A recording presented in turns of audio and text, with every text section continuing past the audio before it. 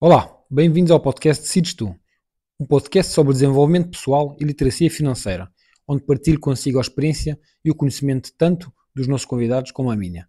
Eu sou o Eugênio Dodono e este é o podcast Decides Tu.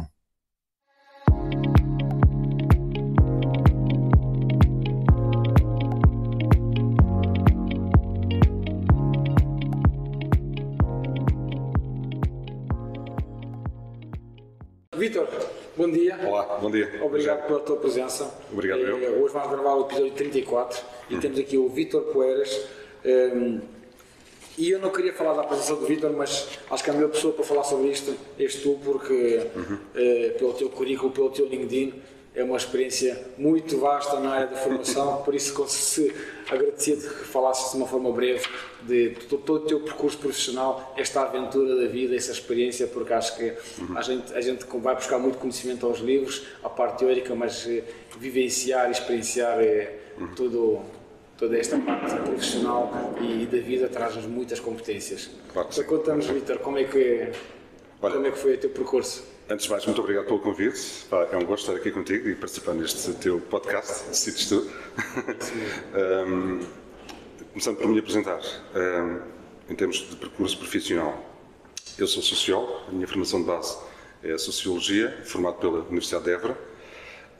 Todo o meu percurso profissional, toda a minha carreira profissional tem sido centrada na área da formação, portanto eu costumo apresentar-me como profissional de formação, de corpo inteiro, uma vez que nos últimos 31 anos desenvolvi toda a minha carreira numa primeira fase como formador, enquanto animador, enquanto facilitador de cursos de formação e workshops, também já com alguma experiência internacional, nomeadamente em 3 PALOP, Angola, Moçambique e Cabo Verde.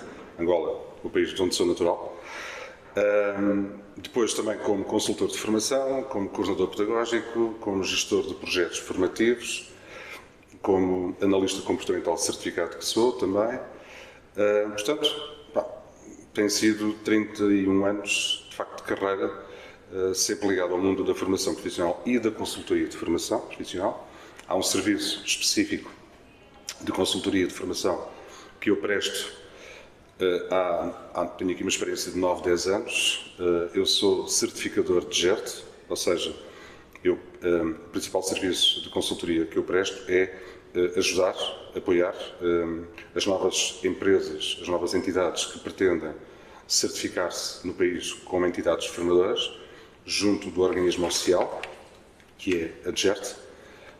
Eu dou esse apoio, faço projetos chave na mão, elaboro todo o dossiê de candidatura, respondendo aos requisitos exigidos pela GERT, para garantir que aquela nova empresa de formação cumpre todos os requisitos para poder atuar no mercado da formação profissional em Portugal.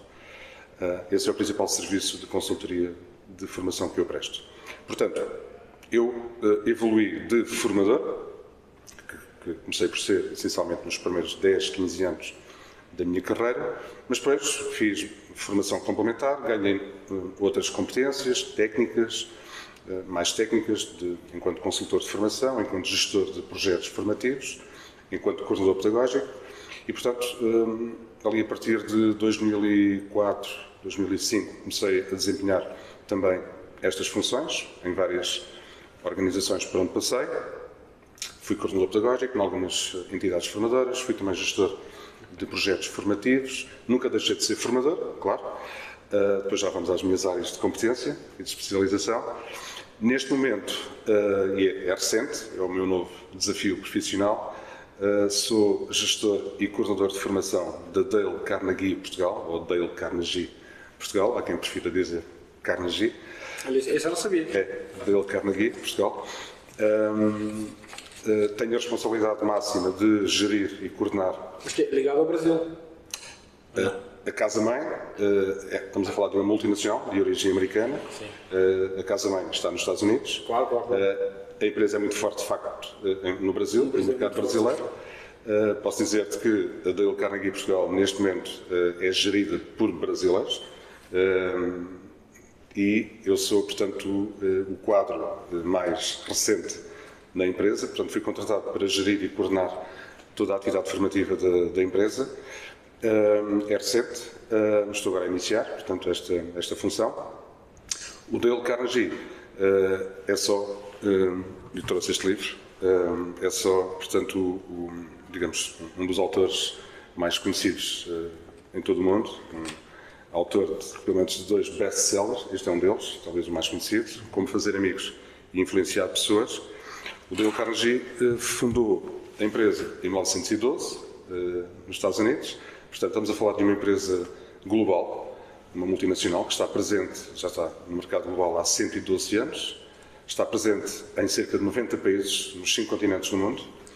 Em Portugal está no mercado desde 2004, portanto estamos há 21 anos no mercado da formação profissional e estamos agora, de facto, com uma nova estratégia para dinamizar, para exponenciar, de facto, todo o know-how, todo o conhecimento acumulado, toda a expertise, de facto, da Dale Carnegie.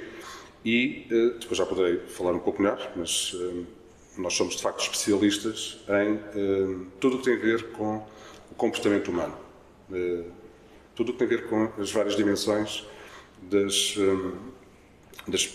principais chamadas soft skills, agora também designadas de human skills, tudo o que tem a ver com a comunicação, tudo o que tem a ver com a liderança. Nós somos a principal escola de liderança no mundo. Somos a principal escola de liderança, de facto, no mundo. Nós temos esta área core nas suas várias dimensões, a liderança pessoal, portanto, a autoliderança, a liderança de equipas, a liderança de empresas, de organizações, portanto, numa perspectiva micro, meso e macro.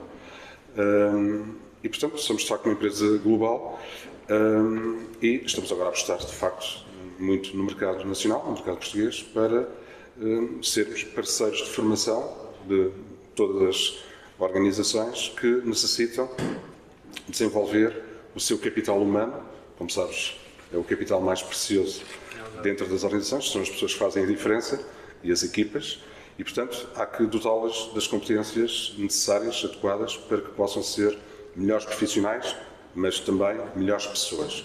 Portanto, fazer com que as pessoas, em contexto de trabalho, possam todos os dias apresentar a sua melhor versão. Não é? Portanto, resumidamente, este é o meu percurso profissional nos últimos 30 anos. Fantástico. Não sabia da tua ligação, que foi o último acontecimento da tua vida, que é a ligação à empresa da Dale Carnegie, mas é muito bom, vamos ter que falar se calhar a seguir. Vítor, são 23 mil horas de formação dadas, ou mais, neste caso já passa, em vários países.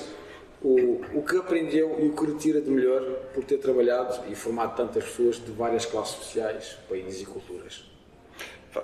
Eu costumo dizer que, de facto, formar é muito mais do que ensinar, não tem nada a ver com ensinar, na perspectiva tradicional. Portanto, dar formação não é a mesma coisa que dar aulas, no sentido tradicional. O formador não é mais um professor, na perspectiva tradicional. O formador, de facto, é um agente da mudança, é um facilitador da aprendizagem, é um provocador da mudança comportamental, que podemos falar também um pouco a seguir.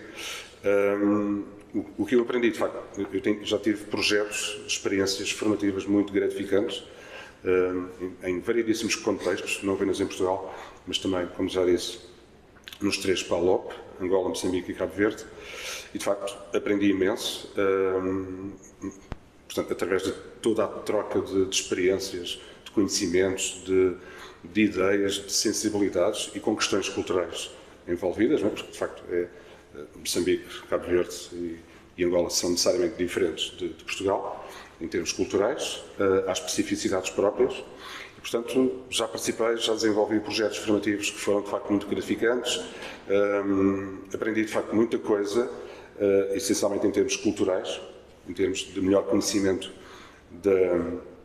das características culturais das pessoas, das equipas, das organizações, do povo enquanto entidade coletiva, e, portanto, tem sido, de facto, muito gratificante. Quer dizer que viajar é um grande investimento em nós próprios. Claramente. Eu costumo dizer que todos nós, potencialmente, somos cidadãos do mundo, e eu considero-me um cidadão do mundo. Eu sou natural de Angola, nasci em Angola, filho de pais portugueses, as minhas raízes familiares estão no Alentejo, Vivi em Angola os primeiros 8 anos da minha vida, vim para Portugal com 8 anos, em 1975, e já viajei, já conheci vários países, também em lazer, não é? E de facto, viajar, conhecer outros povos, outras culturas, de facto, é muito gratificante, é muito enriquecedor e torna-nos de facto pessoas mais ricas. Não é? Eu sei que todas as culturas são marcantes e todas têm a sua importância e o seu valor. Mas qual é que foi a cultura assim que te lembras que mais te marcou? Em termos profissionais, do ponto de vista dos projetos profissionais ligados à formação que eu desenvolvi, eu costumo comparar, portanto, os três PALOP com Portugal, não é? Angola, Moçambique e Cabo Verde. Têm características diferentes, por razões afetivas. Obviamente que Angola é um país que me diz muito, portanto é lá que estão as minhas raízes, eu sou muito ligado às minhas raízes. De facto, talvez o país, o povo que mais me marcou, de facto, até hoje, tenha sido, lá está Angola, não é? Os angolanos em si, mas posso dizer-te que adorei também Cabo Verde. O povo cabo-verdiano, de facto, é um povo culturalmente muito evoluído, que aposta muito na educação e na formação das suas pessoas, dos seus quadros. Agora, posso dizer-te que adorei Moçambique.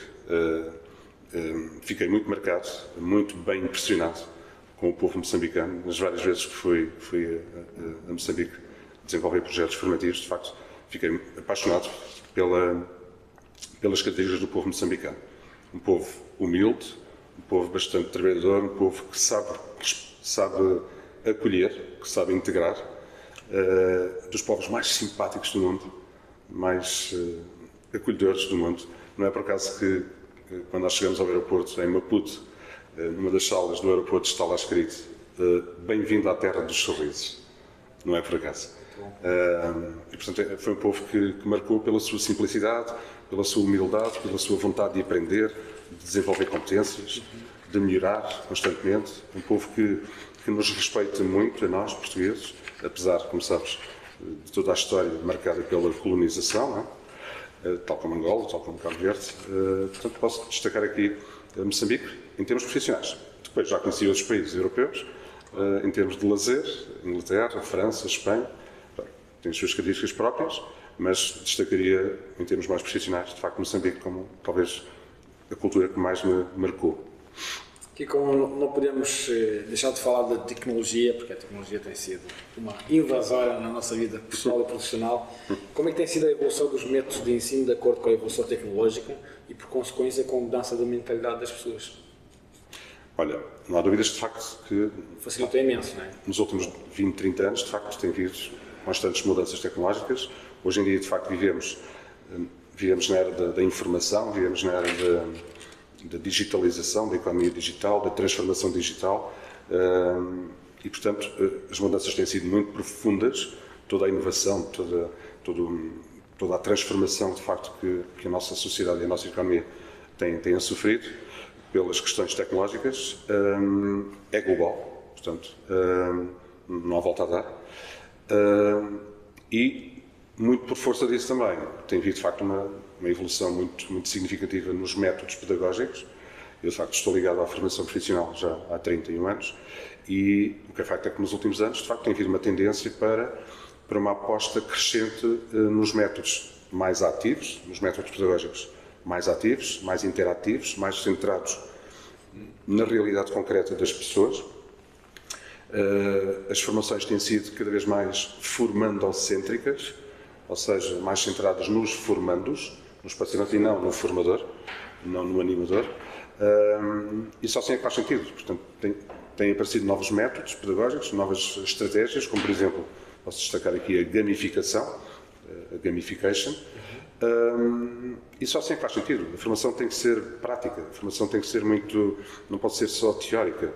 Não é? A formação tem que ser muito dinâmica, muito interativa, muito centrada, de facto, nas vivências, nas experiências das pessoas e tem que procurar ir ao encontro das suas expectativas e tem que provocar a mudança, não é? Tem que promover, de facto, a mudança comportamental, a mudança de atitudes, de comportamentos, a aquisição, de facto, não apenas com base na aquisição de novos conhecimentos, novos saberes, mas, acima de tudo, promover a mudança de atitude, de postura, e para isso os métodos pedagógicos têm que ser muito dinâmicos, muito ativos, muito participativos e muito experienciais. Hoje em dia, de facto, estamos, de facto, na era da formação experiencial, da formação transformacional. E, nesse aspecto, a empresa que eu represento, a Dale Carnegie, é fortemente apologista e faz parte da sua filosofia, da sua metodologia própria, única, exclusiva, a aposta na formação experiencial e transformadora.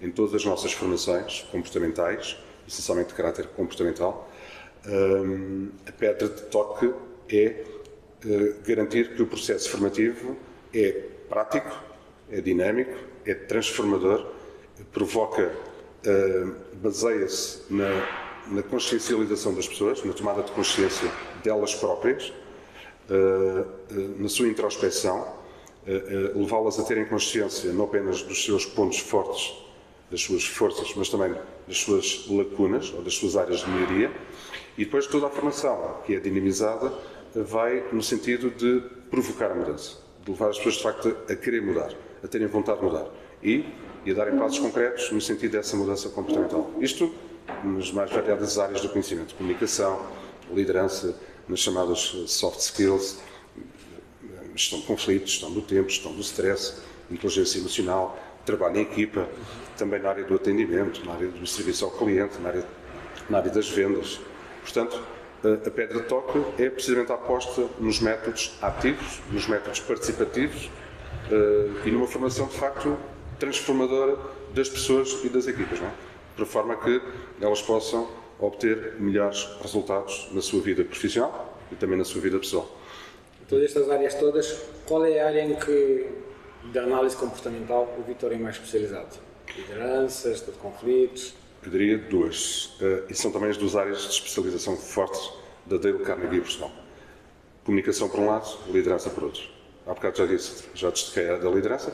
No meu caso concreto, enquanto profissional de formação que sou e enquanto formador, de facto eu destaco como sendo as duas principais áreas de competência e de especialização que eu adquiri nestes 31 anos de carreira. E não é por acaso que eu também quis dar o meu cunho pessoal, enquanto profissional de formação no mercado. Há uns anos atrás criei e lancei no mercado 2 workshops, portanto, formações de curta duração, cerca de 7, 8 horas. Não foi por acaso que eu criei, fiz questão de criar e deixar um pouco também a minha marca no mercado. Eu, por um lado, criei e dinamizei um workshop na área da liderança, na altura baseado e inspirado no exemplo de sucesso, no caso de sucesso do José Mourinho no futebol. Foi um workshop para o qual eu chamei Liderança a Mourinho, o exemplo de sucesso do José Mourinho e aplicado e transportado para as organizações, para o mundo corporativo.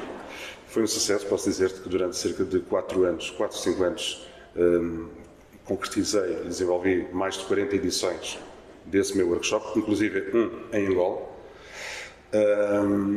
Portanto, para lá está, porque a liderança com a inteligência emocional, a liderança emocionalmente inteligente, a liderança inspiradora, a liderança transformacional, a liderança que transforma, a liderança carismática, a liderança respeitadora das pessoas, a liderança de influência positiva, a liderança relacional e, por que não dizer também, a liderança situacional, é de facto uma das minhas principais áreas de competência e de especialização.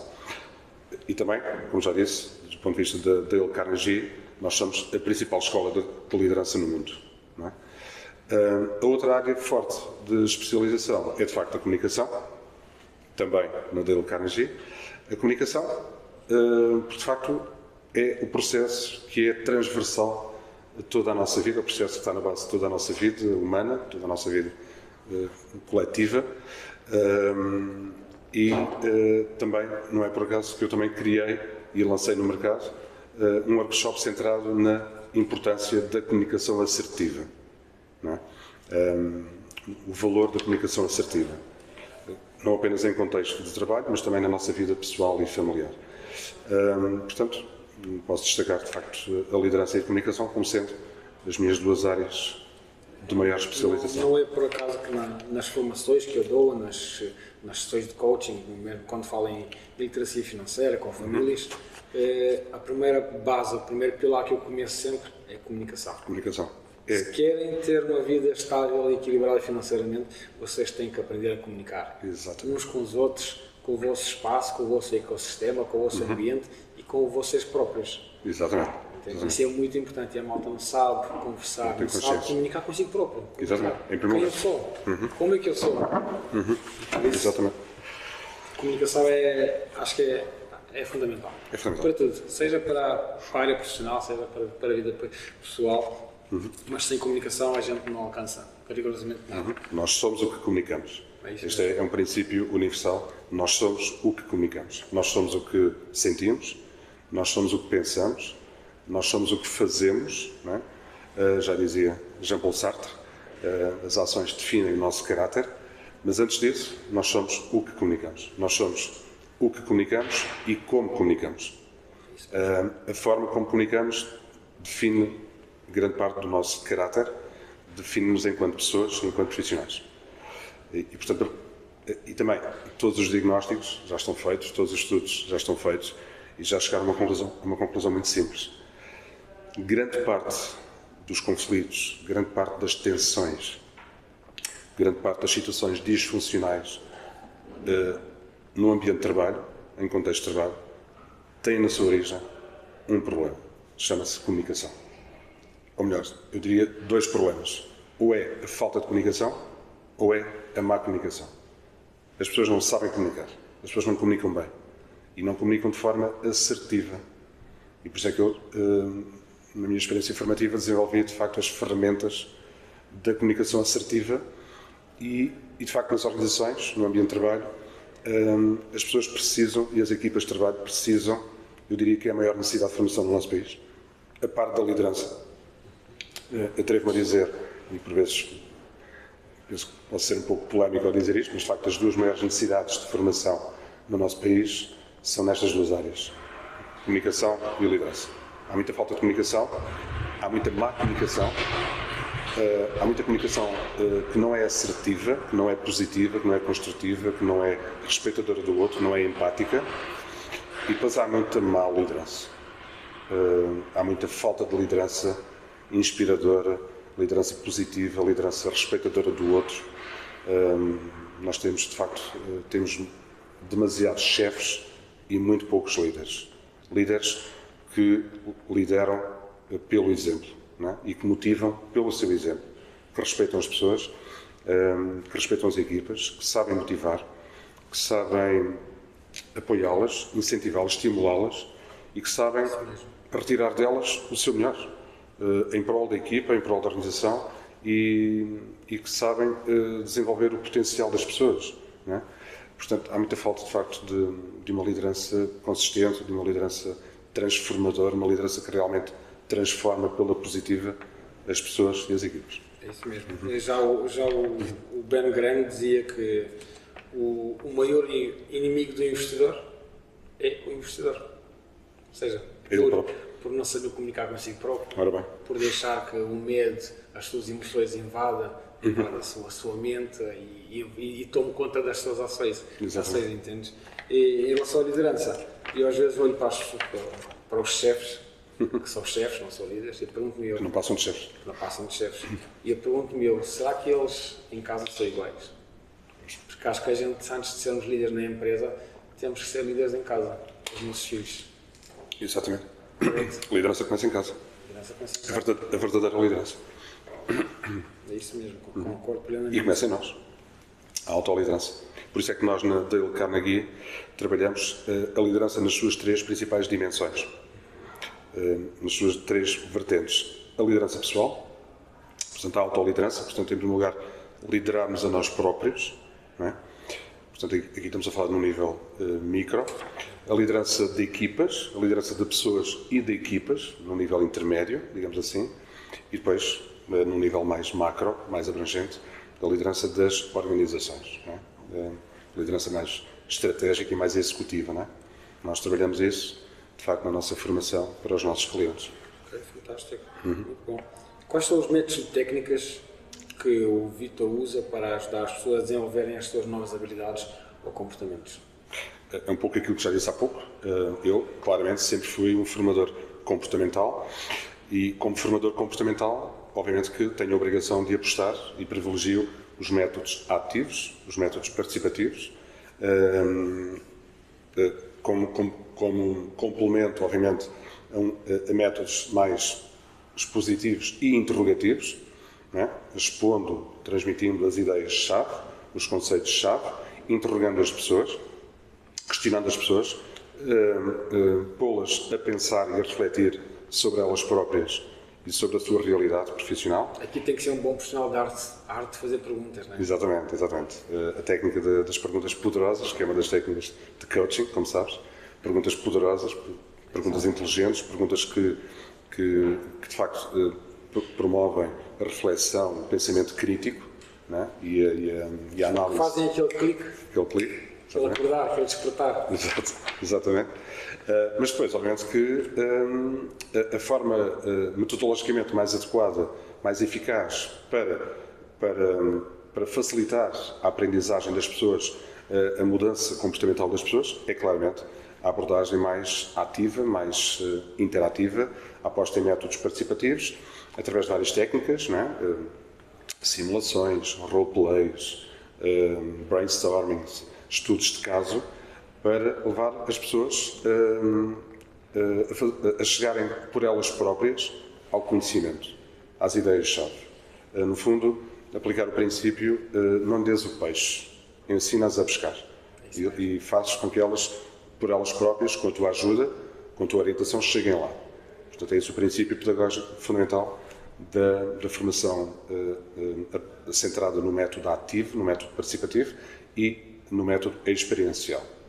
Fazer com que as pessoas experienciem de uma forma transformadora a sua própria aprendizagem e adquiram o conhecimento, o saber de que necessitam para melhorarem, digamos, o seu desempenho, a sua performance profissional. Aqui uma pergunta assim mais de opinião pessoal. Se pegarmos num chefe, que já é chefe há 10 anos, achas que ainda consegue-se transformá-lo num líder? Ou educá-lo para ser um líder? Eu acho que há sempre essa possibilidade, porque não há um tempo de experiência profissional que possa, por si só, inviabilizar a pessoa de querer mudar, de querer melhorar e de querer crescer. Um chefe com 10 anos de experiência pode perfeitamente tornar-se ainda um excelente líder, desde que tenha vontade para tal. Porque ninguém nasce líder, Eugênio. Ninguém nasce líder. Aprende-se a ser líder. As competências de liderança não são inatas, são adquiridas. E, portanto, aprende-se a ser líder, adquirindo as competências, as capacidades, as skills adequadas para o exercício da função de liderança. Portanto, basta que haja vontade, basta que haja motivação e, portanto, estamos sempre a aprender.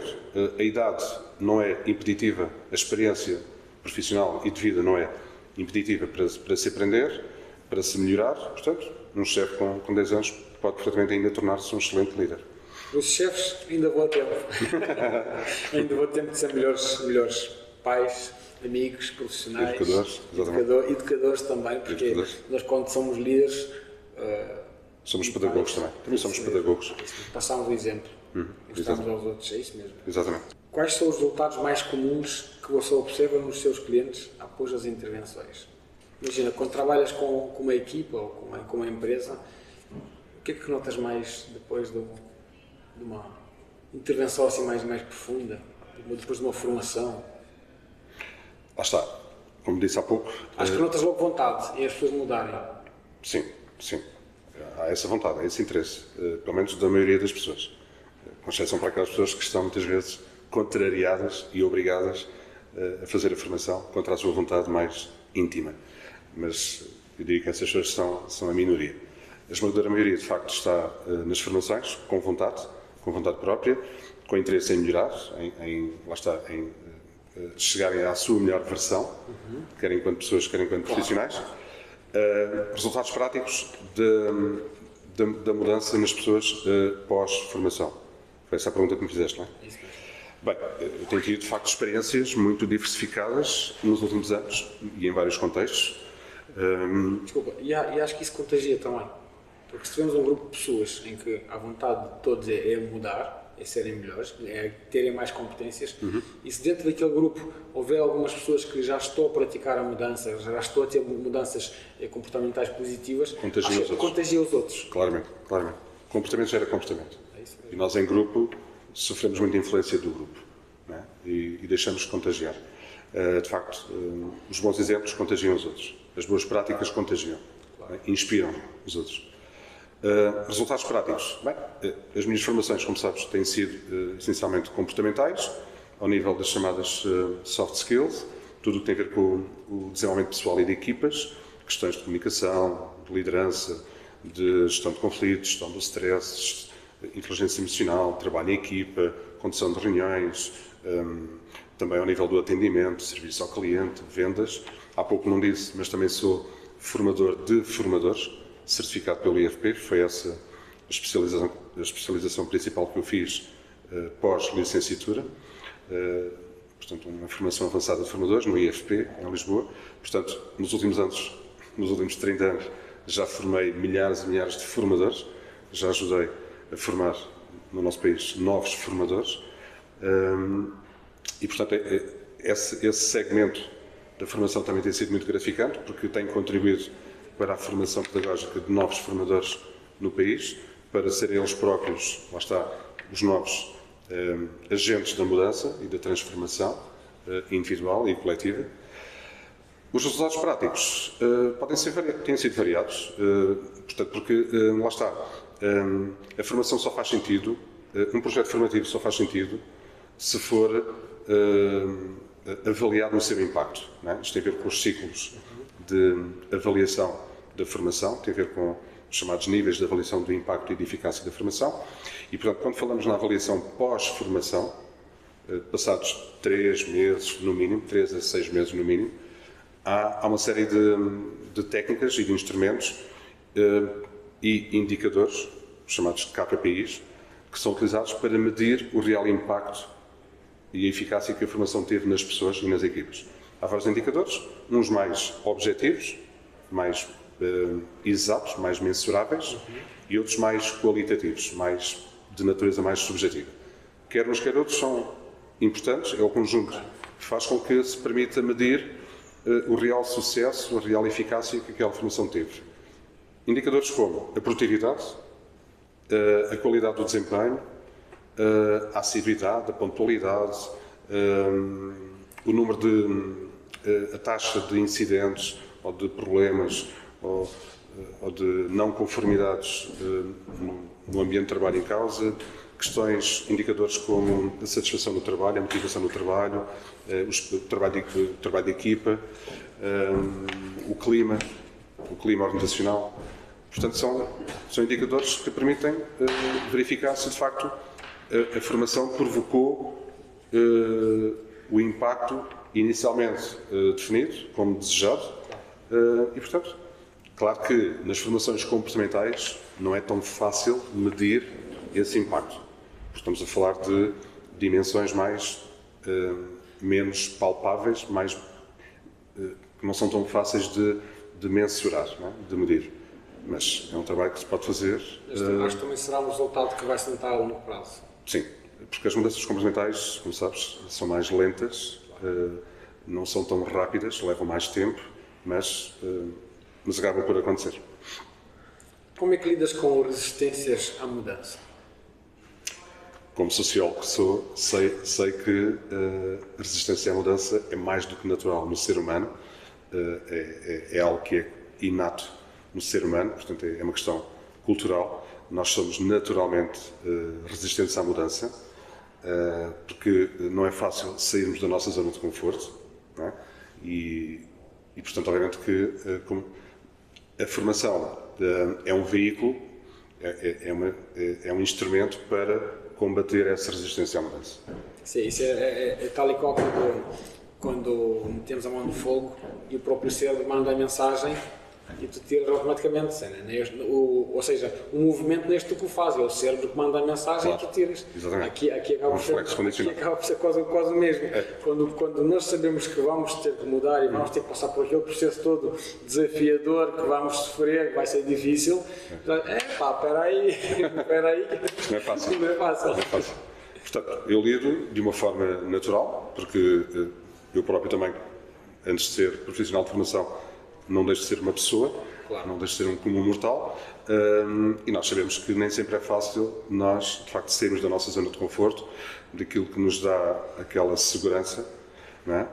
Mas há uma frase inspiradora que eu costumo partilhar em muitas situações, em muitos contextos, que tem a ver com esta questão da resistência à mudança e com a necessidade de a combatermos se quisermos de facto crescer, se quisermos evoluir e se quisermos melhorar. É uma frase de um autor, que eu confesso aqui a minha ignorância, não me recordo do nome do autor, mas foi alguém que disse,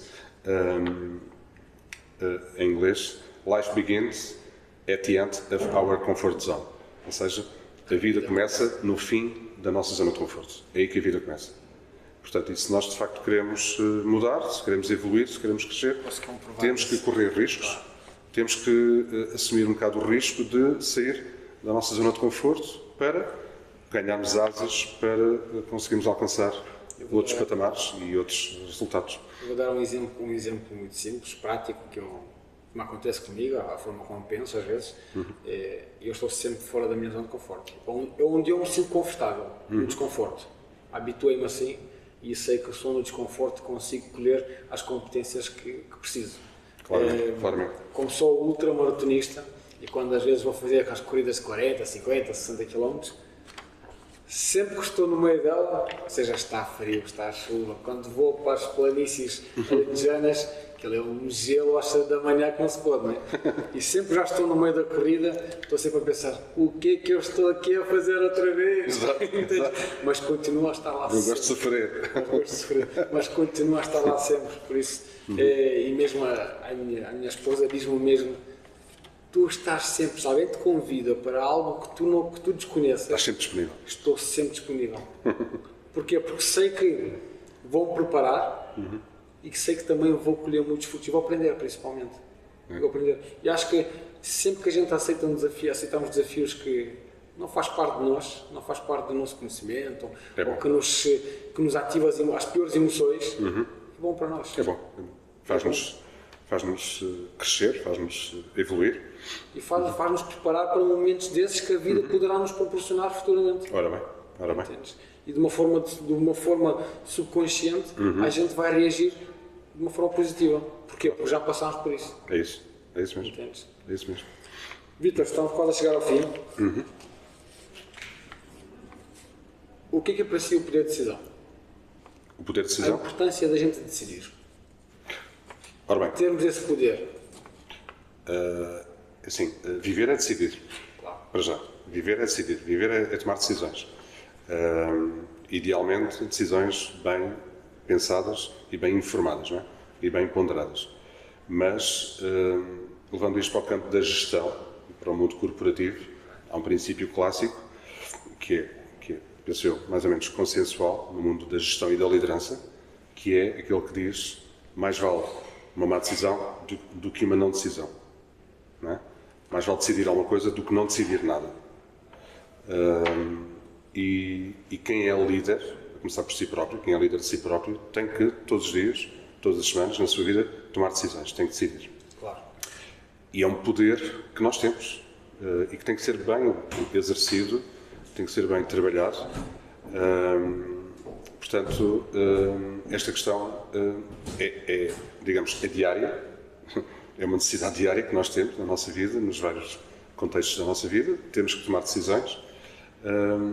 E obviamente que quando temos mais dúvidas, quando temos mais indecisões, quando temos mais alguma indefinição em tomar as melhores decisões, o melhor que estamos a fazer é aconselhar-nos com as pessoas que nos rodeiam, com as pessoas que melhor nos conhecem, que nos podem ajudar, de facto, a tomar as melhores decisões. Claro.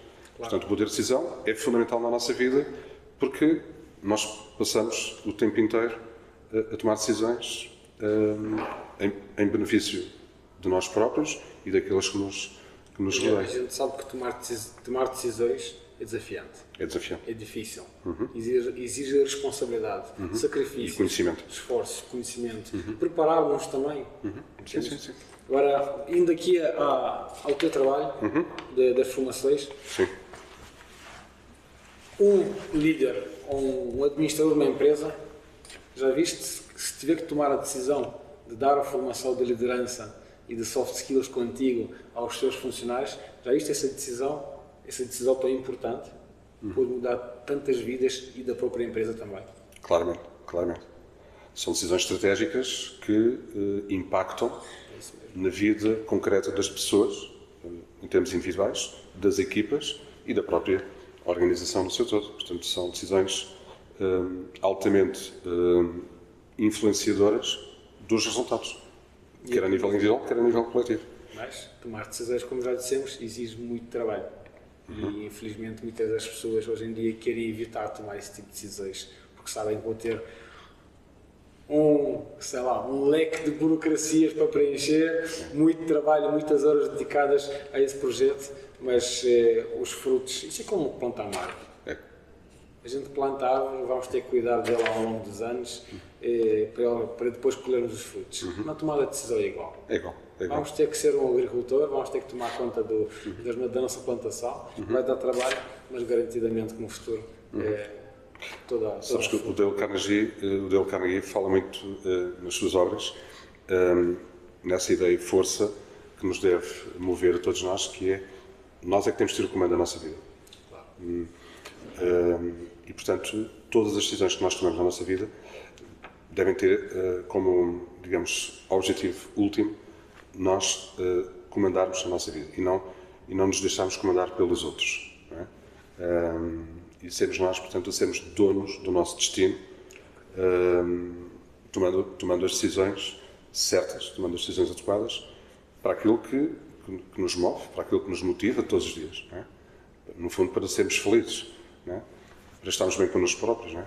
Isso mesmo. Vítor, uma pergunta final. Deixa uma mensagem para os jovens. Uma mensagem que poderá... Imagina, tens aqui uma abertura de 20, 30 segundos para mandar uma mensagem diretamente para o cérebro dos jovens todos, dessa futura geração que a gente acha que está ali à beira de um precipício e acho que precisa... Eu costumo dizer, é a minha opinião pessoal, que os jovens precisam que nós, os mais velhos, principalmente o Vítor também, com a experiência que levamos e trazemos, precisamos que trazemos experiência da parte não tecnológica. Sim. E eles precisam que a gente os guie, Claro. que a gente os direcione. Que mensagem tens para eles? Bem, eu sou suspeito, porque estou ligado à formação já há 31 anos. A mensagem que eu posso deixar é que eles, de facto, invistam na sua formação, não hesitem em investir no seu desenvolvimento pessoal e profissional, façam muita formação ao longo da vida, desenvolvam as suas competências, desenvolvam o seu potencial, sigam sempre o seu instinto na gestão da sua carreira, procurem seguir as suas motivações mais básicas, aquelas que vos dão mais prazer e que podem fazer com que vocês se sintam mais felizes. Para isso, vocês vão fazer um esforço para adquirir as ferramentas, as competências que são necessárias, que vos vão ajudar, que vos vão guiar na vossa evolução profissional, pessoal, para que ponham sempre em campo a vossa melhor versão, não é? Enquanto pessoas que são e enquanto profissionais. Isso mesmo, perfeito. Melhor não diria. Vítor, obrigado. Obrigado eu. Pela tua presença, pela partilha de experiência, de conhecimento. Obrigado. Foi um gosto. Agradeço também à Startup por nos acolher aqui no seu belíssimo espaço. Eu vou deixar todos os teus contactos depois na descrição do episódio para quem quiser contactar o Vítor. Empresas, líderes, para quem quiser ter uma empresa mais competente em termos de recursos humanos, mais competitiva também, porque as empresas cada vez mais é feita de pessoas. Para pessoas. É isso mesmo. Por isso, vou deixar todos os teus contactos. Obrigado. Quem quiser contactar, esteja à vontade. E, Vítor, obrigado mais uma vez. Obrigado eu, foi um gosto. É isso mesmo. Obrigado. Está feito. Se gostou deste episódio, considere partilhá-lo com amigos, familiares e colegas, que também possam conhecer as partilhas de experiência e conhecimento. A sua ajuda na divulgação do nosso trabalho é fundamental para alcançarmos mais pessoas e impactar positivamente as suas vidas. Encontramo-nos no próximo episódio. Até lá, continua a aprender, crescer e a prosperar.